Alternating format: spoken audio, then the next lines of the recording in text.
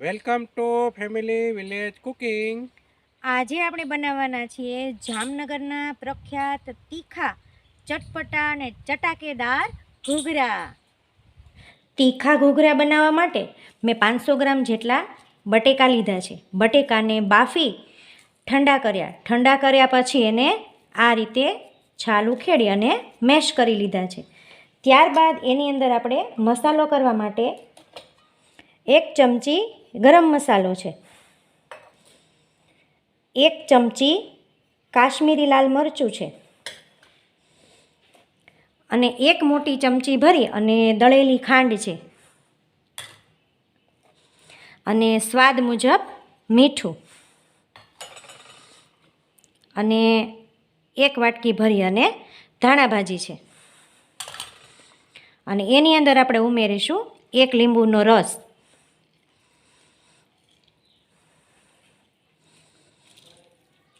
તીખા ઘૂઘરાનો મસાલો તૈયાર કરતી વખતે એક વાતનું ખાસ ધ્યાન રાખવાનું છે કે બટેકા બાફીએ પછી એને તરત જ મેશ કરી અને મસાલા માટે ઉપયોગમાં લેવાના નથી, પરંતુ બટેકા બફાઈ જાય પછી એ ઠરી જાય પછી એને આપણે મસાલામાં ઉપયોગ કરીએ તો મસાલો છે એ ચીકણો ન બનતા બરાબર બાઇન્ડિંગ આવશે એનું. પછી આ મસાલો છે એને બરાબર આપણે મિક્સ કરી લઈએ.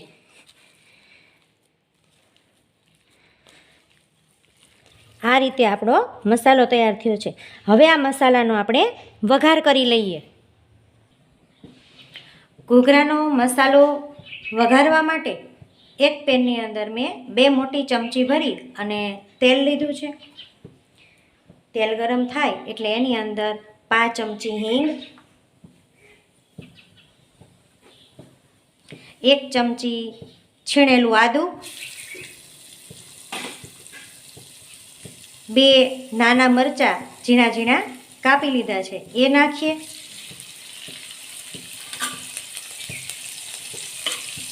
આદું અને મરચાં બરાબર સાંતળી લઈએ. આદું અને મરચાં બરાબર સતળાઈ ગયા છે ત્યારબાદ આપણે આ ખાસ તૈયાર કરેલો મસાલો છે આની અંદર તીખા, વરિયાળી અને આખું જીરું બરાબર તાવડી ઉપર શેકી અને એનો ઠર્યા પછી ભૂકો કરી લીધો છે.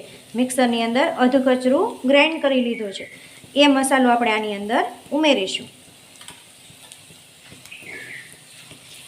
આ મસાલો એડ કરવાથી તીખા ઘૂઘરાની ફ્લેવર એકદમ સરસ આવે છે. મસાલો બરાબર સતળાઈ ગયો છે ત્યારબાદ બટેકાનો જે મસાલો આપણે તૈયાર કર્યો છે એ મસાલો ઉમેરી દઈએ.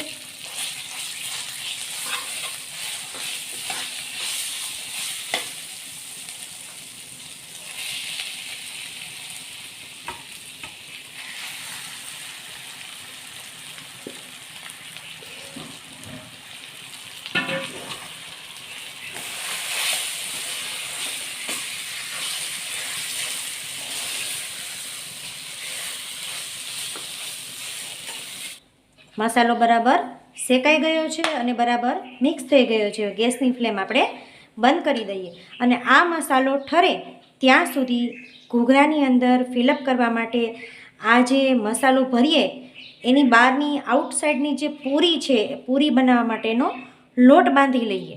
પૂરી માટેના લોટ માટે મેં 250 ગ્રામ જેટલો મેંદાનો લોટ લીધો છે. આપણે 500 ગ્રામ જેટલા બટેટાનો માવો બનાવ્યો છે તો 500 ગ્રામ બટેકા માટે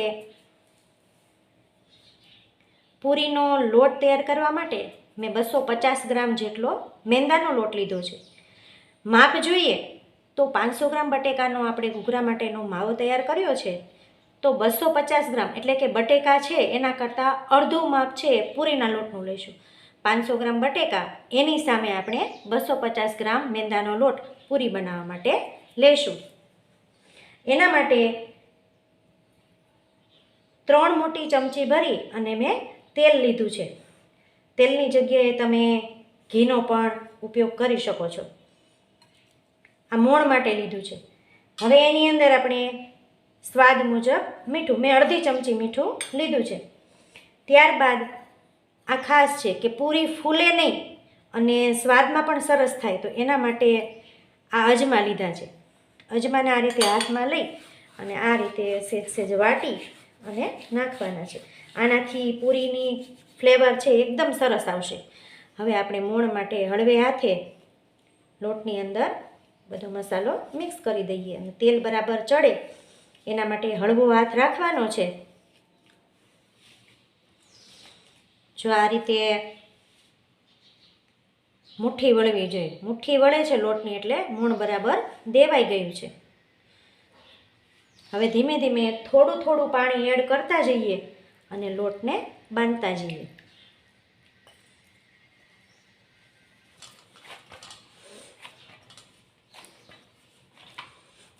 ઉપરથી થોડું તેલ નાખીએ.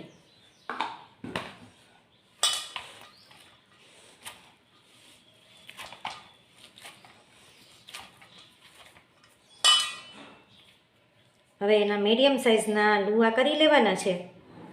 આ સાઇઝના લુવા બનાવ્યા છે. હવે આપણે એને પૂરી વણી લઈએ. આ સાઇઝની પૂરી તૈયાર કરી છે. હવે એની અંદર આપણે આ તૈયાર કરેલો મસાલો છે એ ભરી દઈએ.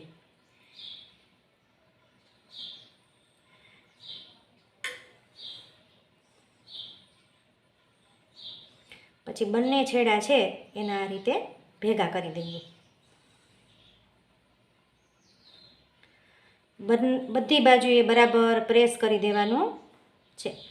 પછી આ જે છેડાનો ભાગ છે એને બરાબર અહીંથી પ્રેસ કરવાનો. આ રીતે પ્રેસ કરવાનો. પછી આ રીતે આમ દબાવતું જવાનું છે.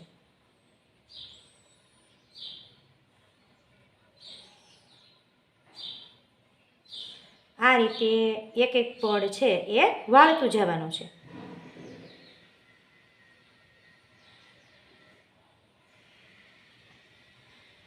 આપણો ઘૂઘરો છે એ તૈયાર થઈ ગયો છે.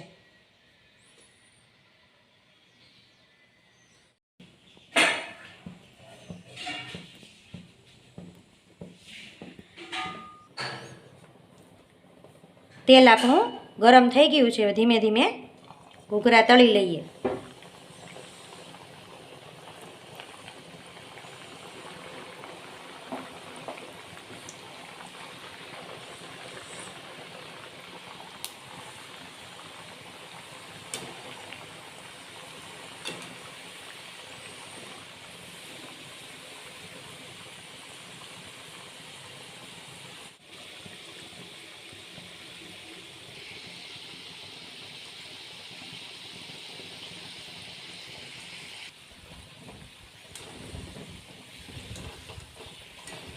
ઘૂઘરાને એકદમ ધીમા તાપે જ તળવાના છે.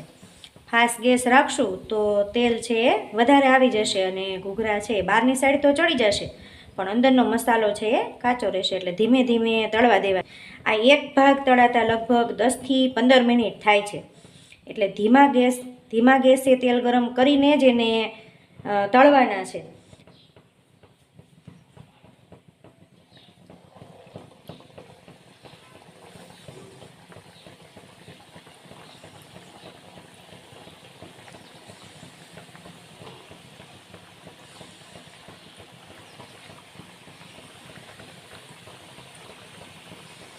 ચટણી બનાવી લઈએ. અહીંયા મેં એક નાની વાટકી દેશી ગોળ લીધો છે. એની અંદર આ છે આંબલીનો ભૂકો. મીઠી આંબલીના કાતરાને આંબલિયા કાઢી અને અગાસી ઉપર તડકે સૂકવી અને એનો ભૂકો કરી લીધો છે. તો 2 ચમચી ભરી અને આપણે આંબલીનો ભૂકો લેશું. એની અંદર આપણે પાણી નાખીએ.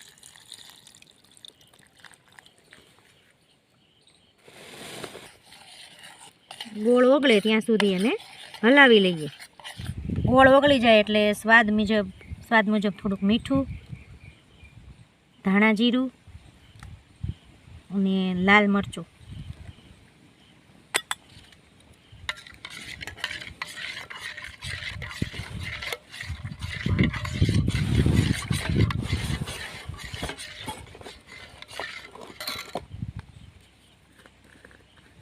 એની અંદર આપણે નાખીશું થોડો ગરમ મસાલો.